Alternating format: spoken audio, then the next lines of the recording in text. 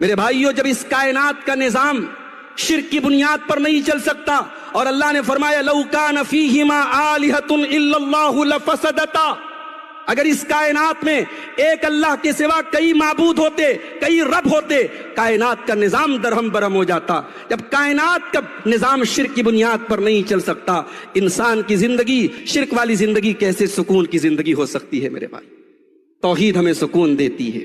اور جب بات توحید کی آئی ہے تو ایک بات اور یاد رکھو، توحید کے ساتھ ساتھ ہمیں اس منہج اور اس راستے کو بھی اپنانا ہے جو راستہ پیارے نبی جناب محمد الرسول اللہ صلی اللہ علیہ وسلم نے ہمیں دیا ہے۔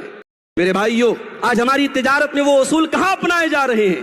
آج تجارت اور بزنس میں ہمارے سامنے بس ایک ہی مقصد ہے، ہمیں پروفٹ کمانا ہے، ہمیں راتوں رات امیر بننا ہے، اور تجارت اور بزنس میں ہم قدم قدم پر شریعت کی مخالفت کرتے ہیں۔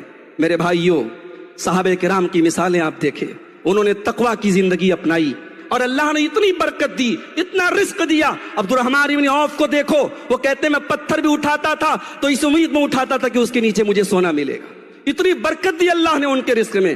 اللہ قرآن میں کہتا ہے وَلَوْ أَنَّ أَهْلَ الْقُرَىٰ آمَنُوا وَاتَّقَوْا لَفَتَحْنَا عَلَيْهِمْ بَرَكَاتٍ مِّنَ السَّمَاءِ وَالْأَرْضِ، کہ اے لوگوں، یہ بستیوں والے، یہ گاؤں والے، یہ علاقوں والے اگر یہ متقی بن جاتے، یہ اللہ سے ڈرنے والے بن جاتے، ہم آسمانوں اور زمین کی برکت کے دروازے ان کے اوپر کھول دیتے۔ اگر برکتیں چاہیے، اگر چین اور سکون چاہیے تو تقوی والی زندگی کو اپنا لو میرے بھائی۔ تقوی انسان کو غموں سے نجات دیتا ہے۔ میں نے یوٹیوب کے اوپر دیکھا، مصر کے ایک بہت بڑے قاری گزرے ہیں، شیخ عبد الباسط الصمد، عبد الصمد،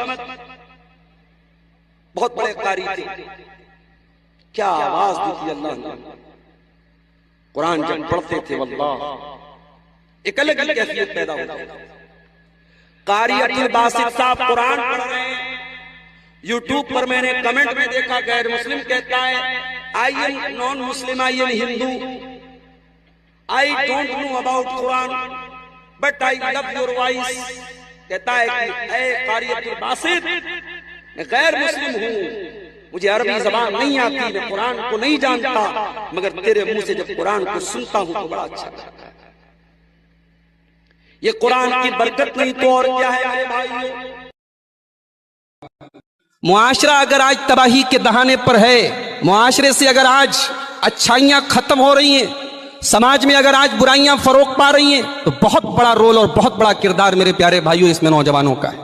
نوجوان سماج کا وہ امپورٹنٹ اور اہم حصہ ہے کہ کوئی بھی سماج اور کوئی بھی معاشرہ نوجوانوں کے بغیر کمپلیٹ نہیں ہوتا۔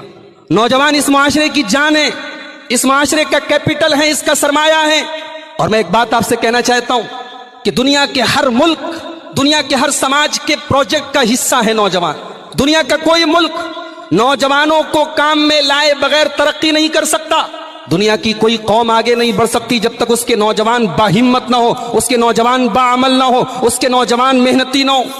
اور دنیا کی جس قوم کے نوجوان بیکار ہو جائے، جس قوم کے نوجوان نشے کے عادی ہو جائے، اس قوم کے نوجوان بیکار اور بے مطلب ہو جائیں، وہ قوم صفحہ ہستی سے مٹ جایا کرتی ہے۔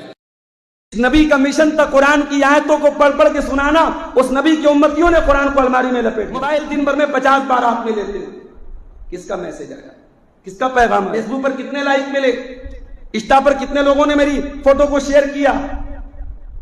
قرآن اللہ کا آخری میسج، قرآن اللہ کی آخری کتاب جو ہمیں اور آپ کو امانت کے طور پہ ملی۔ یہ قرآن کوئی ہماری کتاب نہیں ہے میرے بھائی، ہدی للناس، پوری مانوتا کے لیے، پوری انسانیت کے لیے، پوری ہیومینٹی کے لیے ہدایت بن کے آئی ہے کتاب۔ ہم نے اس کو نہ خود پڑھا نہ دوسروں کو پڑھایا۔